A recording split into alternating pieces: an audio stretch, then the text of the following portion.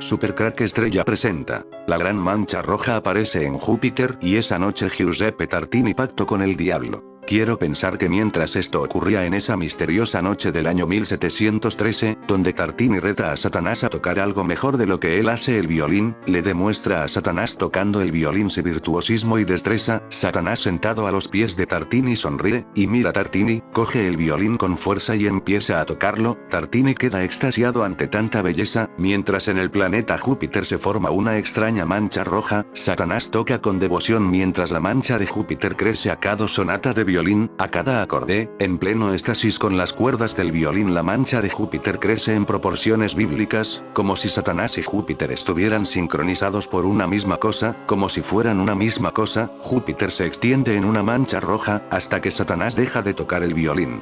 No es la primera vez que Satanás concede algo de su supertalento para aquellos humanos que están dispuestos a vender su alma. Lo ha hecho a lo largo de la historia. Muchas canciones salieron de la pluma de sus satánicos dedos, hasta que llegó la decadencia de estos tiempos finales, donde ya no necesita hipnotizar al mundo, envenenado por la codicia y el ego, el mayor mal sobre la tierra. Satanás tocó el violín una noche del 2013, para Tartini, y Júpiter racionó a cada toque de cuerda abriendo una mancha roja, como la capa de Satanás, extendiéndose a medida que toca. A veces uno hace descubrimientos asombrosos. La famosa noche que Giuseppe Tartini pactó con el diablo, se formó una mancha roja en el planeta Júpiter. Esto ocurrió en el 1713. Los pactos con el diablo pueblan las leyendas y la literatura universal. En Super Curioso os hemos hablado de varios supuestos pactos con el demonio, como el de Urbain Grandier o Baudelaire. En el terreno de la música existen varias leyendas, como la de Paganini o la del guitarrista que vendió su alma al diablo. La sonata del diablo de Tartini, fruto de un pacto demoníaco.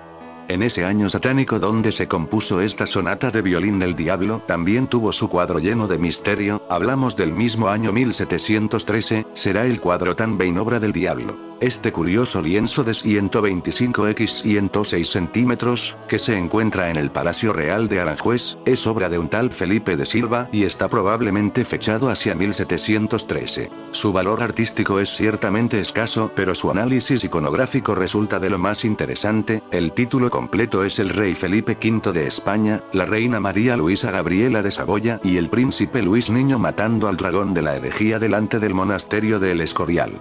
La imagen está dividida en dos mitades por una especie de arco iris, que lo atraviesa a una altura de 3/4, debajo del arco, contando desde la izquierda, aparecen el rey Felipe V, una figura femenina portando un cáliz, un dragón envuelto en llamas, el pequeño príncipe y su madre la reina María Luisa. Lo mires como lo mires, es el diablo el dragón. La sonata del diablo, fruto de un pacto demoníaco.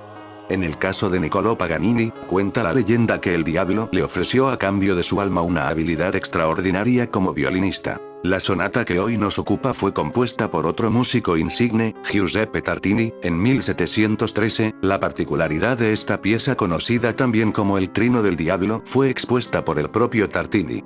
El músico soñó que pactaba con el diablo y componía una sonata inmejorable. Al despertar compuso una pieza que, a pesar de decir él mismo que no era tan extraordinaria como la del sueño, es la mejor de toda su obra.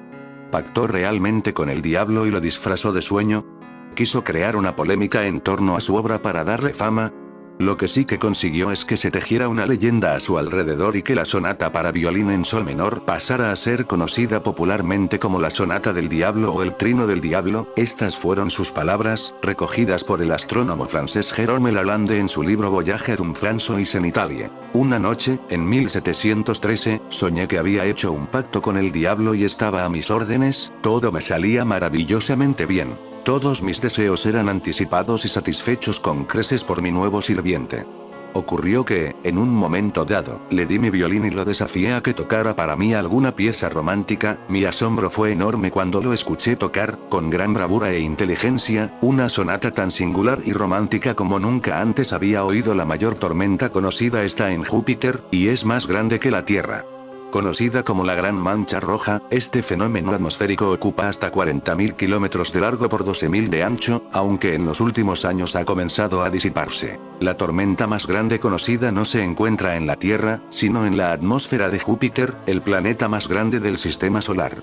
con hasta 40.000 kilómetros de largo por 12.000 de ancho, es tan grande que nuestro planeta cabría en su interior cómodamente. Por si fuera poco, los vientos que genera soplan a velocidades de hasta 600 kilómetros por hora. Para hacernos una idea, la sensación que provocaría sobre nosotros no sería muy distinta a lo que sentiríamos al sacar la cabeza por la ventanilla de un avión comercial, en pleno vuelo. Claro, vista desde fuera, esta tormenta tiene la forma de un gigantesco vórtice de color rojizo en la atmósfera de Júpiter, así que los astrónomos se refieren a ella con el ocurrente nombre de la Gran Mancha Roja, GMR. La GMR en su forma actual fue descrita por primera vez en 1830 y se empezó a estudiar con detalle a partir de 1879, aunque existe la posibilidad de que hubiera sido descubierto antes. El astrónomo Gian Domenico Cassini describió una mancha permanente en el planeta en 1665 cuya visibilidad fue fluctuando hasta 1713, el año que Giuseppe Tartini realizó su pacto con el diablo. A partir de este año no se tienen noticias de nada parecido hasta 1830, de modo que no se sabe con certeza si lo que describió Cassini fue la por disiparse. Tartini compuso más de 100 conciertos y más de 200 sonatas de diversos tipos, la mayoría de las cuales permanecieron en manuscrito y son difíciles de datar con precisión. Incluso la publicación es una guía pobre. 5 volúmenes diferentes fueron publicados en Ámsterdam entre 1728 y 1734 como el Op. 1 de Tartini, por ejemplo.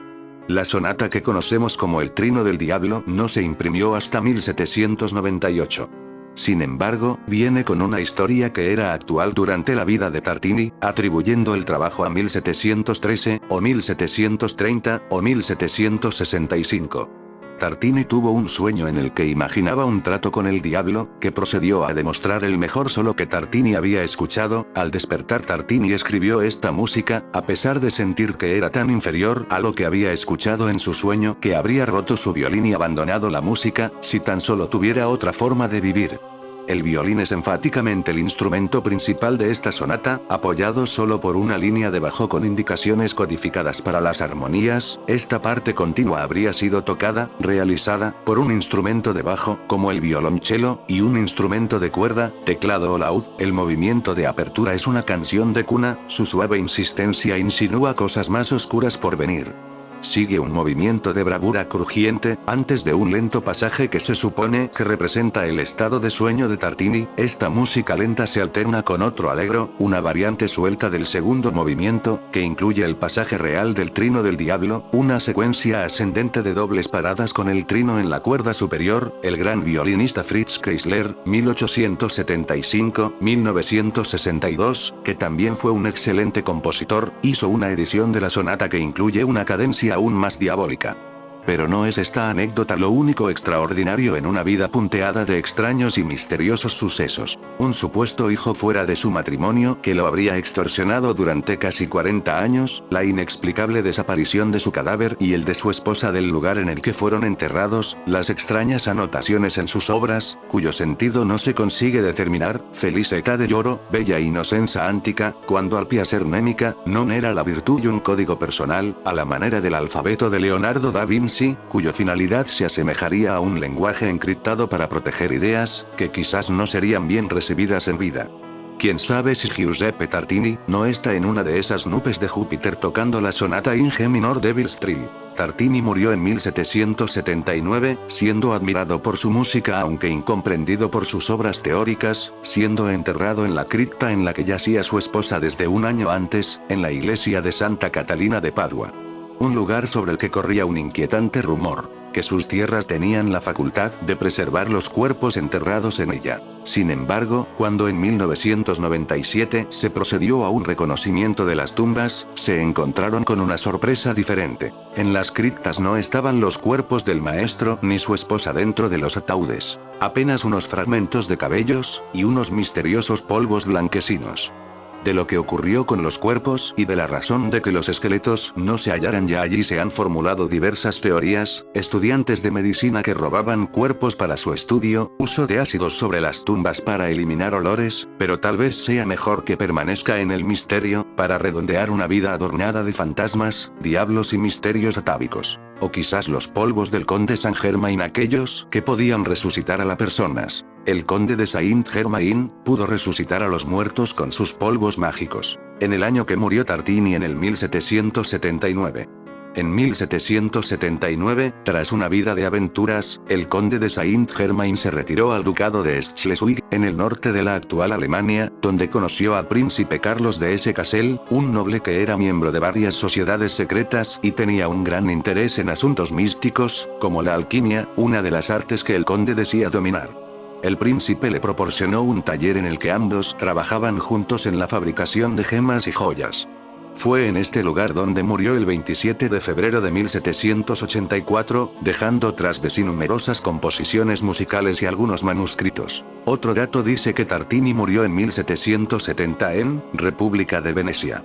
Los 77 años. El conde de Saint-Germain 1770 se instaló definitivamente en Alemania a raíz de Charles Alexander, marqués de Brandeburgo, que le había ofrecido continuar sus experimentos en el castillo de Triersdorf. Por lo que podemos señalar que conde de Saint-Germain estaba muy cerca de la República de Venecia donde murió Tartini. Saint-Germain no pudo regresar a Francia hasta 1770, cuando su encarnizado enemigo, el duque de Choiseul, cayó en desgracia y fue destituido. Sabemos que el conde Saint-Germain estuvo en Venecia donde murió Tartini, porque en 1821 tuvo una larga conversación con el conde de Chalons en la plaza de San Marcos de Venecia. El conde de Saint-Germain era un ser inmortal. Se cuenta que tenía unos polvos con los que resucitaba a los muertos. Él estuvo en Venecia donde murió Tartini, por lo que la Sociedad de las Rosas Cruces pudo resucitar su cadáver con los polvos del conde de Saint-Germain. En una ocasión le preguntaron al conde de Saint-Germain: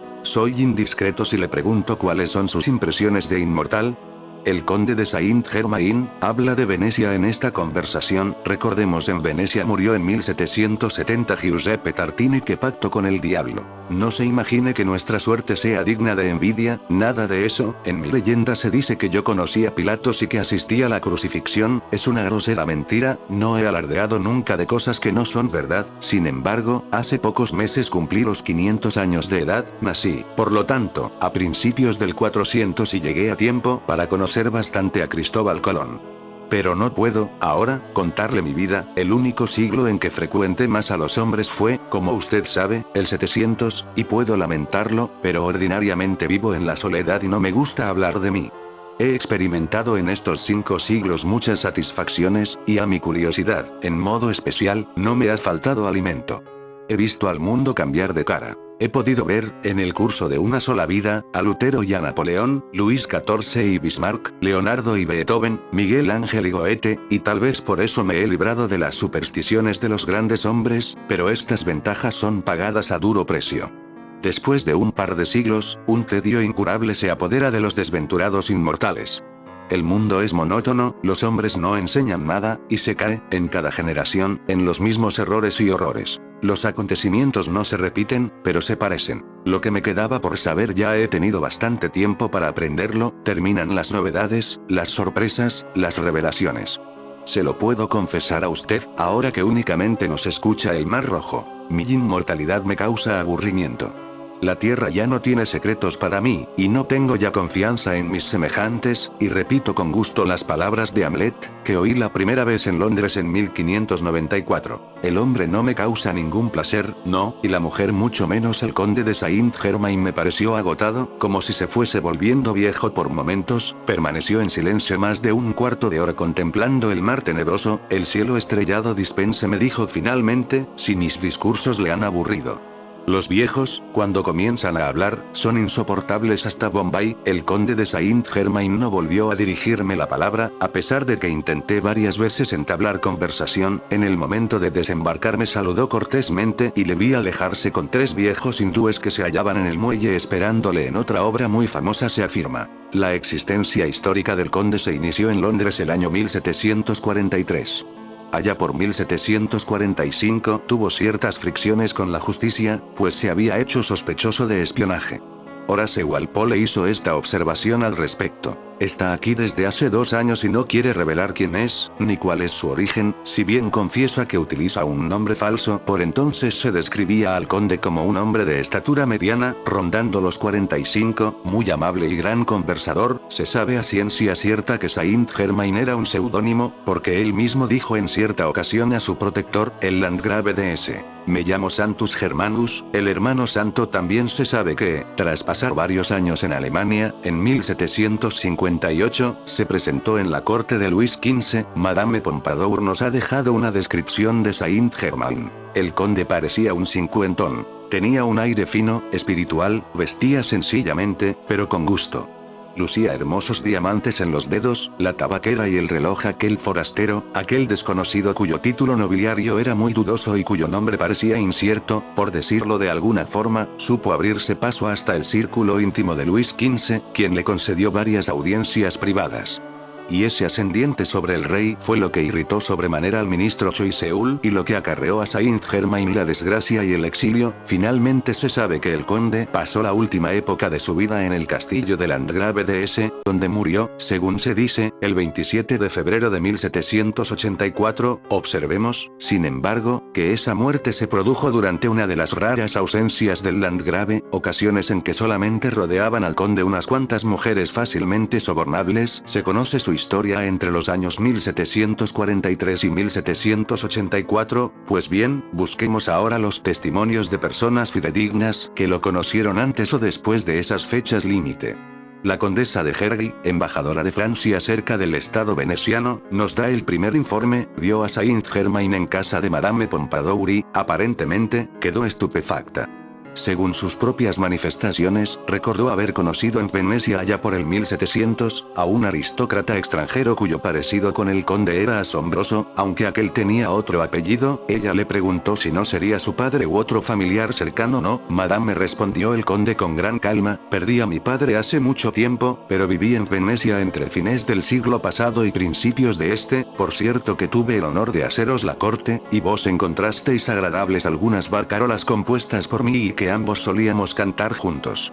Saint-Germain era un excelente músico y compositor, que ejecutaba el piano con maestría y rivalizaba en el violín con Paganini, un pintor ilustre cuya memoria extraordinaria asombraba a todos. Saint-Germain hablaba y escribía más de 15 idiomas, a la par de ser ambidextro y de tener las dos mitades de su cerebro independientes. Tenía el hábito desconcertante de entrar en la cámara del rey sin usar las puertas. Simplemente aparecía y desaparecía sin disimulo alguno. Todo ello explica que rápidamente se echara en el bolsillo al rey y a la corte entera. Sus conquistas pudieron contarse por docenas. La más conocida fue la mismísima marquesa de Pompadour, quien era favorita del rey. Algunos aseguran que su pretendida juventud perenne se obtenía mediante el uso de la piedra filosofal de los alquimistas, que hace posible obtener soluciones ingeribles de oro, el oro potable. Según lo que esgrime el reglamento de los Rosacruces, la Rosacruz era una sociedad inescrutable, fundada por el alquimista alemán Christian Rosenkreutz, heredera directa de la usanza egipcia, entre cuyos secretos se decía que estaba el de poder volverse invisibles, entablar comunicación con otros mundos, y disfrutar de eterna longevidad. A la par, dicha teoría se reforzaba dado que el conde se preparaba sus propios alimentos en su laboratorio. Se dice que el conde hizo beber el oro potable a una doncella suicida, lo cual hizo que volviese a la vida, y confirmó la opinión de los cortesanos, de que se trataba de un mago muy poderoso, o de un docto alquimista por lo menos. Es conocida la anécdota de su encuentro con Giacomo Casanova, en el que ante los ojos incrédulos del consabido seductor, convirtió una moneda común y corriente en una moneda de oro puro. Casanova externó su recelo, y Saint-Germain le contestó: el que duda de mis conocimientos, no merece hablar conmigo, y le mostró la puerta. Se dice que murió en Eckernförde, Alemania el 27 de febrero de 1784, según consta en la iglesia del lugar. Sin embargo, en años posteriores, múltiples testigos atestiguan haber convivido con él, presentando el mismo aspecto con el que se dio a conocer. Si a ello agregamos que no ha podido localizarse ninguna tumba suya que pensar. Además, suena absurdo que un hombre de la notoriedad de Saint-Germain haya sido enterrado sin pompa ni fastuosidad alguna, habiendo causado el revuelo que causó en vida. Según versiones de metafísicos notables, Saint-Germain es un adepto, un iluminado, que ha ascendido a un plano mayor y ha perdido contacto con su parte física, después de haber ocupado cientos de cuerpos prestados a lo largo de la historia. Unos aseguran que una serie de dobles se hicieron pasar por él para cumplir con las maquinaciones oscuras de las monarquías europeas o de los mismos Rosacruces. Otros más audaces, lo califican como un auténtico alquimista que disfrazó su identidad bajo la piel de un aventurero, y que vivió en efecto más de 2 milenios. Los escritos surgidos posteriormente no alcanzan a explicar ni un ápice de los enigmas y misterios inherentes al conde, debido a que se basan en conjeturas, figuraciones, o vanos artificios de la mente humana para explicar lo que está fuera de sus alcances. Lo verdaderamente perentorio es que de este personaje se ignora lo suficiente como para poder validar cualquiera de las múltiples teorías que se han creado alrededor de su figura. No obstante, se tiene conocimiento de lo suficiente como para poder asegurar que realmente existió y que a su paso dejó una huella imperecedera de asombro, incredulidad y admiración. Luis XV le valió la protección de la monarquía francesa. A partir de ese momento, se hace habitual en los salones de Versalles, pero no admite jamás invitación alguna ni cita previa. Simplemente, aparece y desaparece a su entera discreción y, cuando lo hace, está cubierto de bálsamos, elixires y afeites que él mismo ha fabricado, según dice, por procedimientos alquímicos. En 1770, el año que murió Tartini, abandona Rusia y aparece en Nuremberg con el nombre de Príncipe Rákóczi, como ya había hecho antes, buscando fondos para instalar un nuevo laboratorio alquímico. Sin embargo, no logró llevar adelante su proyecto, dado que el margrave de Brandenburgo indagó sobre el origen del desconocido y estableció que se trataba de Saint-Germain. En esa época conoció al príncipe Federico Augusto de Brunswick, gran maestre de la masonería prusiana. Saint-Germain solicitó el mecenazgo del príncipe, pero este se lo negó dado que no era masón, a lo que aquel argumentó que sí lo era, pero que hacía tanto tiempo que había sido iniciado que había olvidado los signos de reconocimiento y las palabras de paso. Extraño caso del hombre que llevaba a cuestas al demonio. Se pintó en el año que murió Tartini. Un motivo recurrente, tanto en la literatura como en las creencias y leyendas populares, es el relacionado con el pacto con el diablo. El pacto entre una persona y el demonio, en cualquiera de sus manifestaciones, consiste en la venta de su alma a cambio de obtener algún tipo de beneficio. Según los diferentes relatos, los beneficios a obtener varían entre los de conseguir una eterna juventud, una vida de riqueza, la obtención del amor o el poder. Estos contratos con el diablo se asocian con la brujería, aceptando el precio de la condena eterna del alma a cambio de lo pactado. En el caso de este pliego, el pacto lo firma con su propia sangre un mozo nacido en Flandes, sin indicar ciudad ni su nombre, y en la más cercana Mahón, según el editado por Marés, por cuya vida regalada de amores y riqueza, perdió todos sus bienes y hacienda a causa de su afición al juego. Tras invocar al demonio para resolver su penosa situación, este apareció en figura de niño, como de 3 años, y con características físicas horrendas, ofreciéndose al joven para que lo llevase a cuestas a su espalda y lograse de esa forma la caridad de aquellos a quienes solicitara su petición. Las condiciones se resumían en que en sus peticiones de caridad y limosnas no se nombrara nunca ni a Dios, ni a la Virgen ni a cualquier santo. Tampoco debería asistir a misa si su petición solo debería referirse como una ayuda para la carga que transportaba.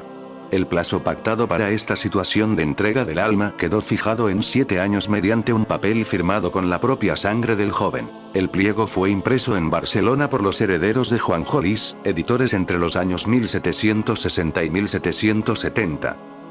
Añado al final 3 portadas sobre el mismo asunto editadas en distintas localidades y talleres de conocidos impresores. La pregunta: si la guerra de 1260 días en el cielo comenzó el 23 de septiembre de 2017, y Satanás está a punto de ser expulsado del cielo y ser arrojado a la tierra, ¿qué significa esto para nosotros que estamos viviendo en este tiempo? Esta es una gran pregunta que me ha preocupado desde la primera vez que discutí esta cronología. Antes de responder, demos un vistazo a la escritura que ofrece esta línea de tiempo. Gisayón, Apocalipsis, 12, 1, 5. Una gran señal apareció en el cielo, una mujer vestida con el sol, y la luna a sus pies y una corona de 12 estrellas sobre su cabeza. 2 estando encinta, gemía con dolores de parto y sufría para dar a luz. 3 y apareció otra señal en el cielo, y he aquí, un gran dragón rojo que tenía 7 cabezas y 10 cuernos y 7 coronas en sus cabezas. 4 y con su cola arrastró la tercera parte de las estrellas del cielo y las echó a la tierra, y el dragón se hizo delante de la mujer que estaba a punto de dar a luz para devorar a su hijo tan pronto como naciera. 5 y ella dio a luz un hijo varón que debía gobernar todas las naciones con vara de hierro. Y su hijo fue llevado a Elohim y hasta su trono.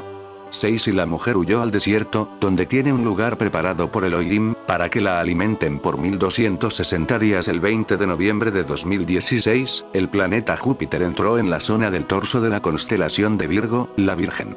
Históricamente, muchas culturas se refieren a Júpiter como el planeta rey. En hebreo, Júpiter se llama Tzadik, que significa justo. En el Sefer, definimos el nombre Malkisedek, que significa rey de justicia, o mejor, rey y sumo sacerdote. Debido a que se ve a Tzadik, Júpiter, entrando la zona que corresponde al útero, tenemos una señal en los cielos de la concepción del rey de justicia entrando en el útero de la Virgen, Virgo.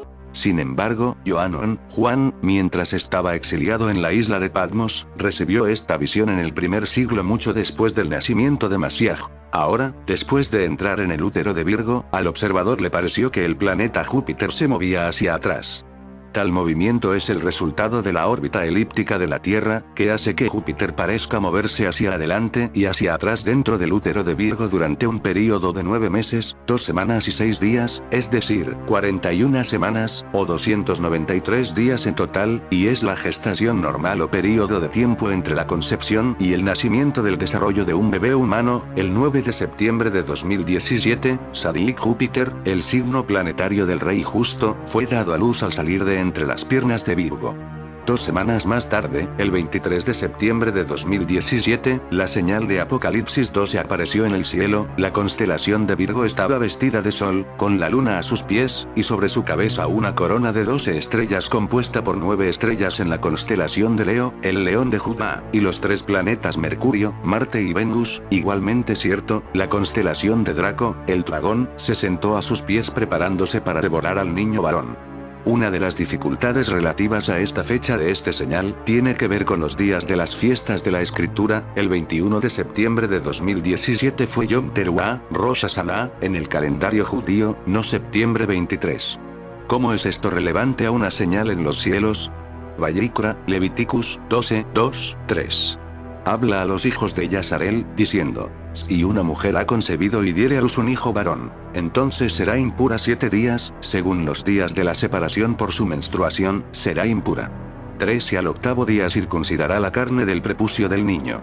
Entonces, la presentación del hijo varón es al 8º día del nacimiento. Esta señal mostraría entonces, que la presentación del niño, cuyo nacimiento fue simbolizado en el cielo el 23 de septiembre, sería el 1 de octubre de 2017, que fue Yom Kippur. Este es entonces el comienzo de los días a los que se hace referencia en Gisayón, Apocalipsis. Gisayón, Apocalipsis 12, 6. Y la mujer huyó al desierto, donde tiene un lugar preparado de Elohim, para que allí la sustenten por 1260 días. El 1 de octubre de 2017 despliega 1260 días hasta el 13 de marzo de 2021, según el calendario gregoriano no notamos nada importante, pero en el calendario de las escrituras, como se define en el libro Yom Kodesh, el 13 de marzo corresponde a Luna Aviv, el primer día del nuevo año. Es en este punto que podemos esperar que continúe la siguiente porción de la profecía. Gisayón, Apocalipsis 12, 7, 9. Y hubo guerra en el cielo. Micael y sus ángeles luchaban en contra del dragón, y el dragón y sus ángeles lucharon 8, mas no triunfaron, y tampoco se halló lugar para ellos en el cielo nunca más.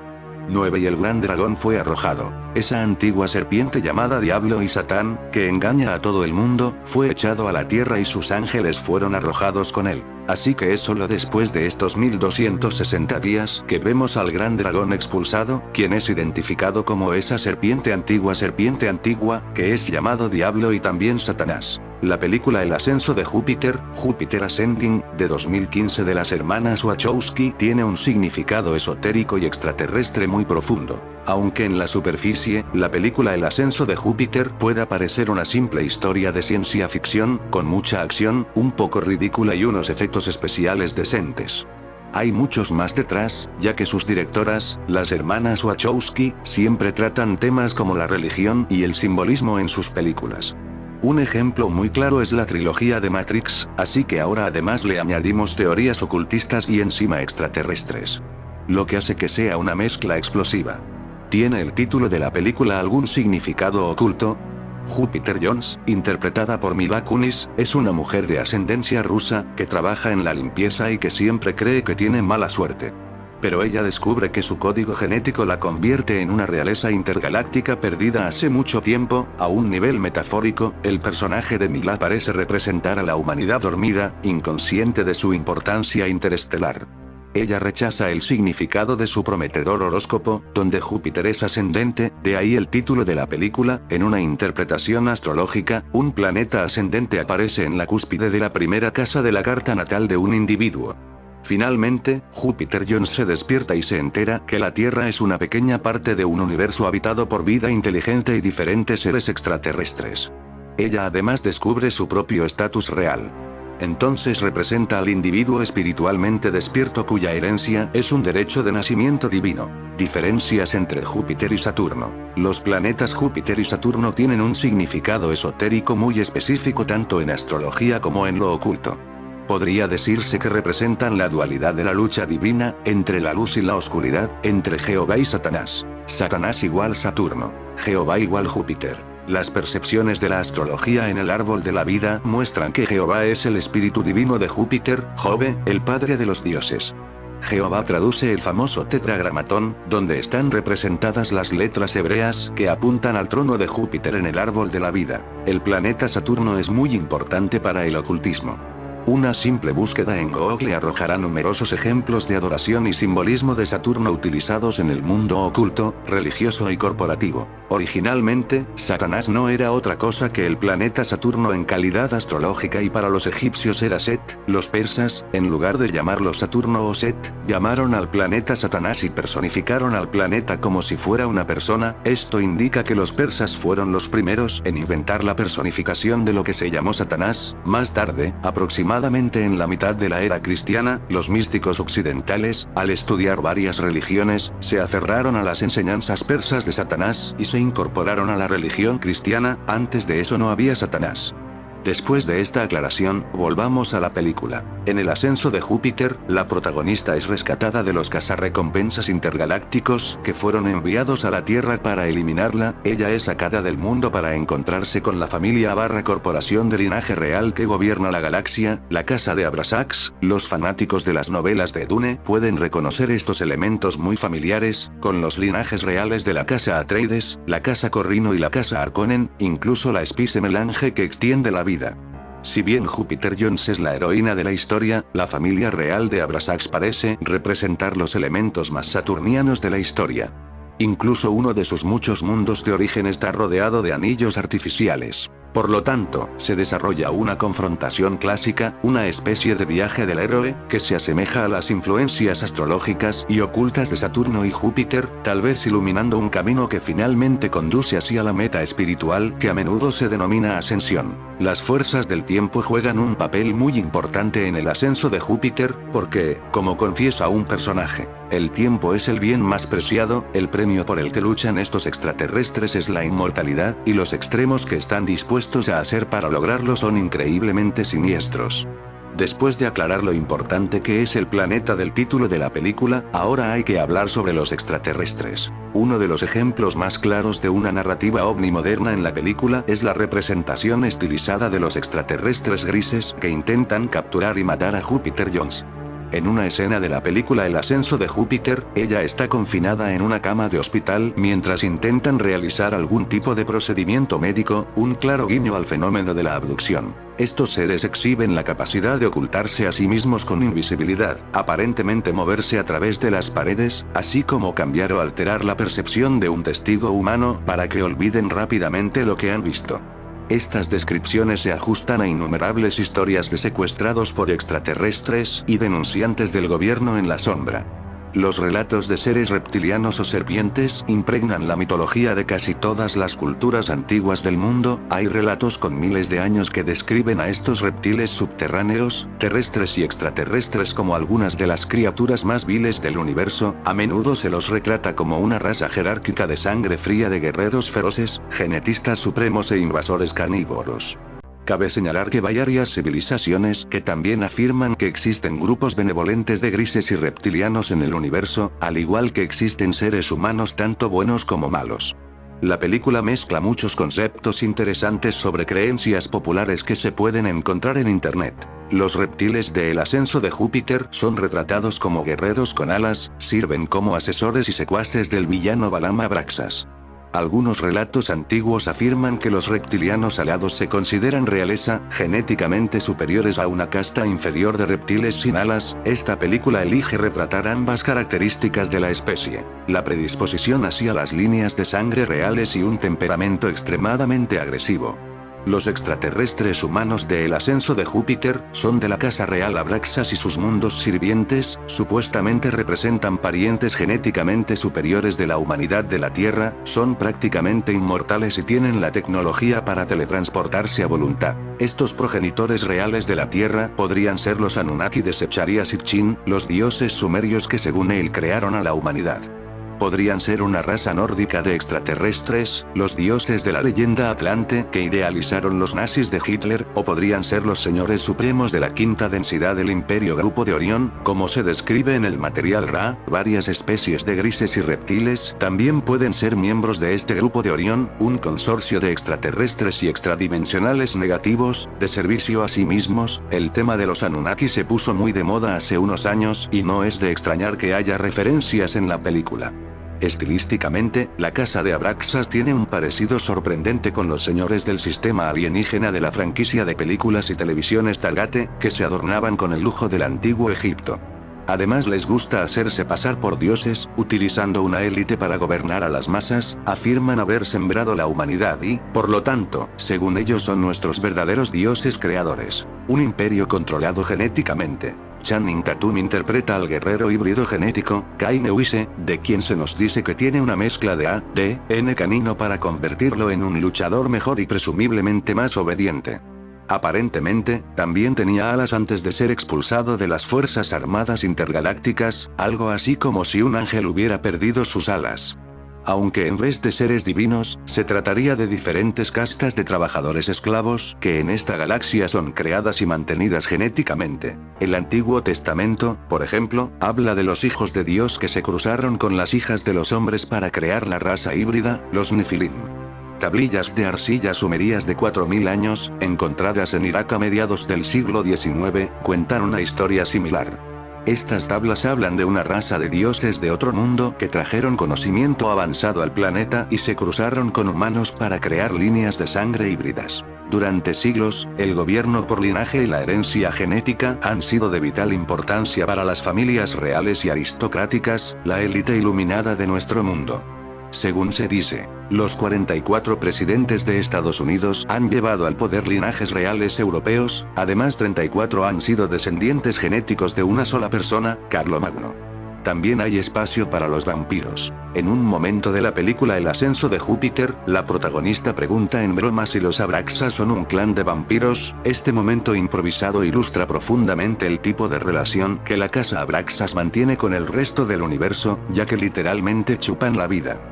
Los miembros de la casa Abraxas son casi inmortales. En la película, somos testigos de cómo Calique Abraxas recupera la belleza eterna al bañarse en una fuente milagrosa de la juventud. Más adelante en la película descubrimos la horrible fuente de esta preciada sustancia, que han convertido en una industria cosmética galáctica. En definitiva, cosechan a los humanos para poder vivir eternamente. Así que habrían hecho crecer la vida humana en la Tierra tan solo con ese propósito. De hecho, esta puede ser la verdadera industria en la que el planeta Tierra se encuentra aprisionado, satisfaciendo el hambre interminable de poder de las entidades extraterrestres y extradimensionales negativas, al mantener un estado planetario perpetuo de oscuridad y miedo, aunque también puede sacar de esta teoría a los extraterrestres, y funcionaría igual de bien con la élite que domina al mundo y que trata al resto como un simple rebaño. La versión galáctica de los Illuminati. En El ascenso de Júpiter se repite el lema de los Illuminati, en pocas palabras. Según la naturaleza, cada sociedad es una pirámide, y los vampiros de élite tienen derecho a ocupar la piedra angular del 1%. El dios Abraxas, Abrasax, Abraxis y latina Fipacril, nos llega del antiguo Egipto y está asociado con los inicios del gnosticismo, que más tarde influiría en muchos de los primeros gnósticos que habían pasado a formar las diversas religiones abrahámicas como el judaísmo y cristianismo. El ascenso de Júpiter hace referencia específicamente a dos términos esotéricos estrechamente relacionados que a menudo se han interpretado mal. El título hace referencia específicamente al concepto de una ascensión espiritual positiva, mientras que la trama de la película le da al término relacionado cosecha un significado muy negativo. Para fotografiar Venus, o debería decir fotografiar a Lucifer, explicaba que este astro logra ser el más brillante del cielo en sus momentos de mayor esplendor y que en cambio su trayectoria nunca se aleja en exceso del Sol, por lo que su altura sobre el horizonte nunca alcanza la de otros planetas como Júpiter, Marte o Saturno. Vale la pena recordar aquí que Júpiter, el padre de los dioses, es el equivalente del dios griego Zeus, cuyo nombre comparte origen con la palabra Dios. Es posible que esta condición fuera interpretada en algún momento y de forma lírica como un castigo. A pesar del impresionante brillo que alcanza, que no deja a nadie indiferente, Venus parece condenado a no alcanzar nunca la cima del cielo. Durante días va alzándose cada vez más en altura solo para volver a caer posteriormente y arrastrarse de nuevo hasta el horizonte. Las palabras de Isaías podrían por tanto interpretarse en clave astronómica, independientemente del significado que pretendiera conferirles el autor en su día. Podrían quizás traducirse entonces de la siguiente manera: ¿cómo ha vuelto el planeta Venus, que aparece antes del amanecer, a tocar de nuevo el horizonte, y eso que parecía querer alcanzar mayor altura en el cielo, hasta situarse junto al planeta Júpiter, en el lado norte del mismo?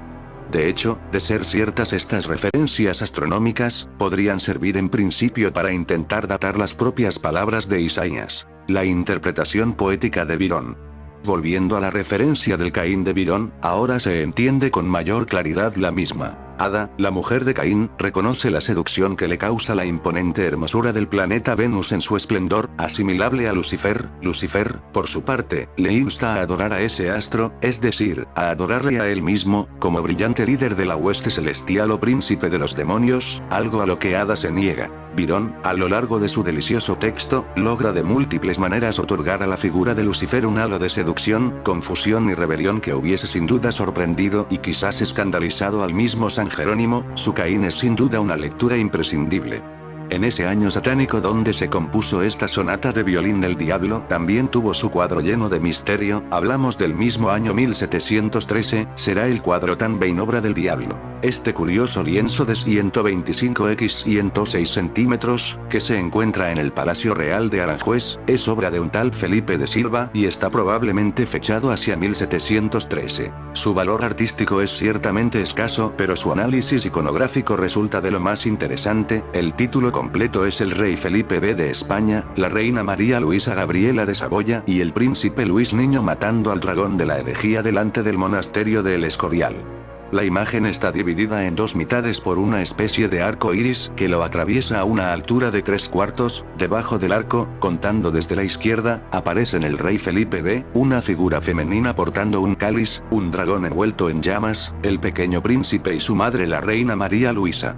Lo mires como lo mires es el diablo. Este curioso lienzo de 125 x 106 centímetros, que se encuentra en el Palacio Real de Aranjuez, es obra de un tal Felipe de Silva y está probablemente fechado hacia 1712 y 1713. Su valor artístico es ciertamente escaso, pero su análisis iconográfico resulta de lo más interesante. El título completo es El rey Felipe V de España, la reina María Luisa Gabriela de Saboya y el príncipe Luis Niño matando al dragón de la herejía delante del monasterio de El Escorial.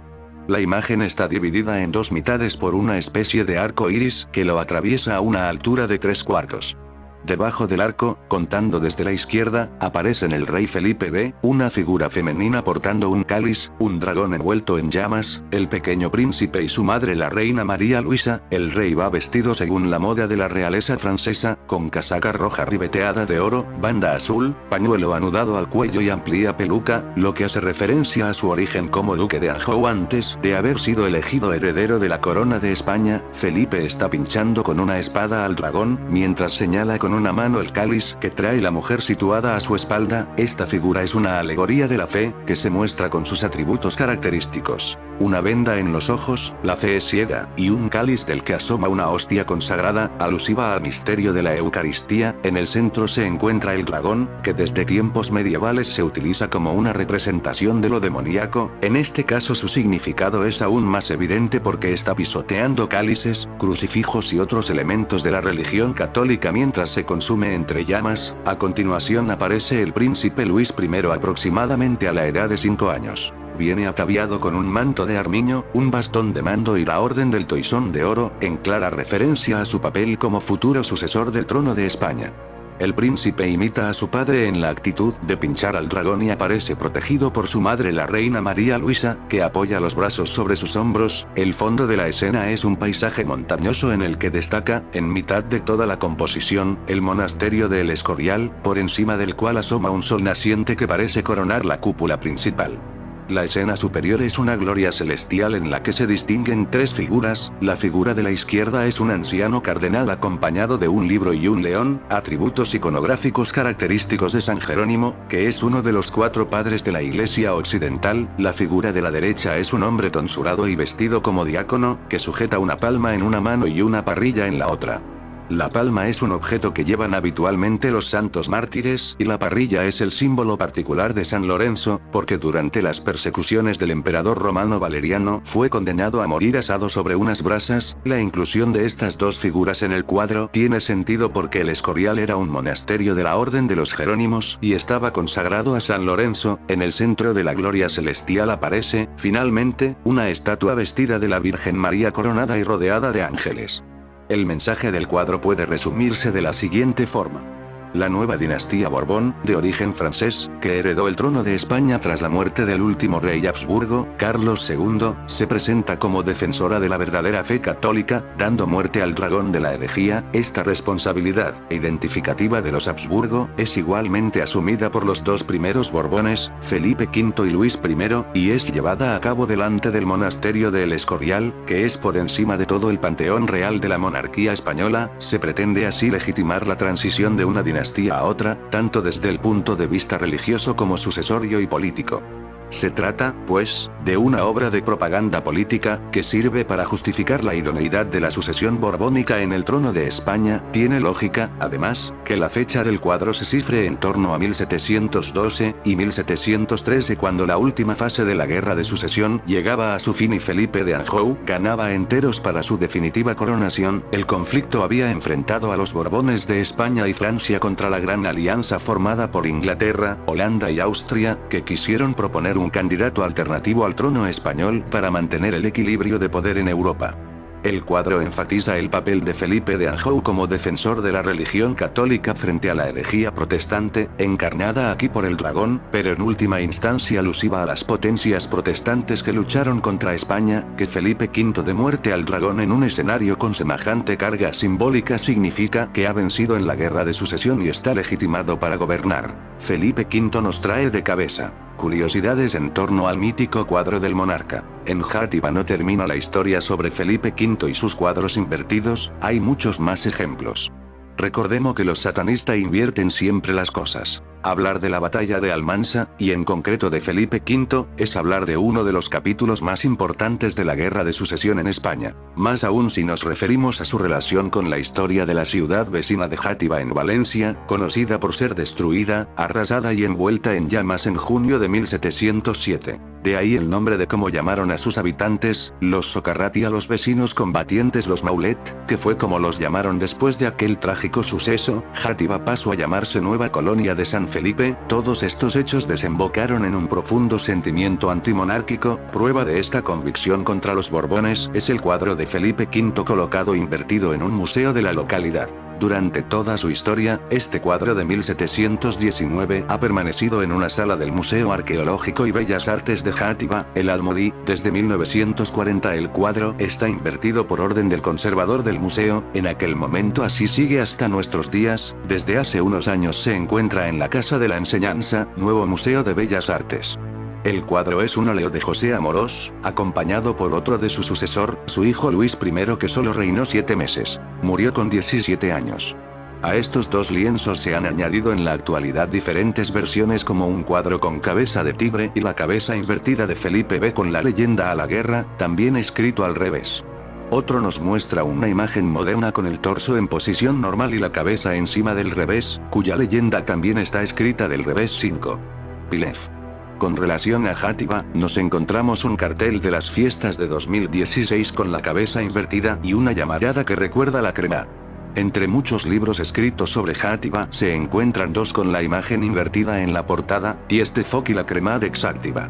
También un cartel conmemorativo de la Cremade Xàtiva, homenaje a los Maulets de 2018. La última noticia llega desde los compañeros de Levante ENF, donde Francisco Millán habla de la llegada del cuadro a Almansa el próximo lunes 25 de abril, día del 315 aniversario de la batalla de Almansa, donde será expuesto tal y como está en Játiva, boca abajo. En Játiva no termina la historia sobre Felipe V y sus cuadros invertidos. En Cervera, Segarra, en Lérida, desde hace más de 200 años se encontraban expuestos en unas salas de la Paería, Ayuntamiento de Cervera, una serie de cuadros reales y sus familias desde los reyes católicos hasta el rey Fernando VII, en 2018 y a consecuencia de la aplicación del artículo 155 a Cataluña por el secesionismo, optaron por quitar todos los cuadros de la Paería, trasladándolos al Museo Comarcal de Cervera y colocando el cuadro de Felipe B boca abajo, tal cual como está en el Museo de Bellas Artes de Játiva. Existe otra imagen de Felipe V basada en la de Játiva con un elefante republicano con la barretina catalana y al pie del cuadro lo escoltan dos cochón, que es como ellos representan a Felipe V. En fin amigos de Supercrack Estrella, si el video te gustó pulgar arriba.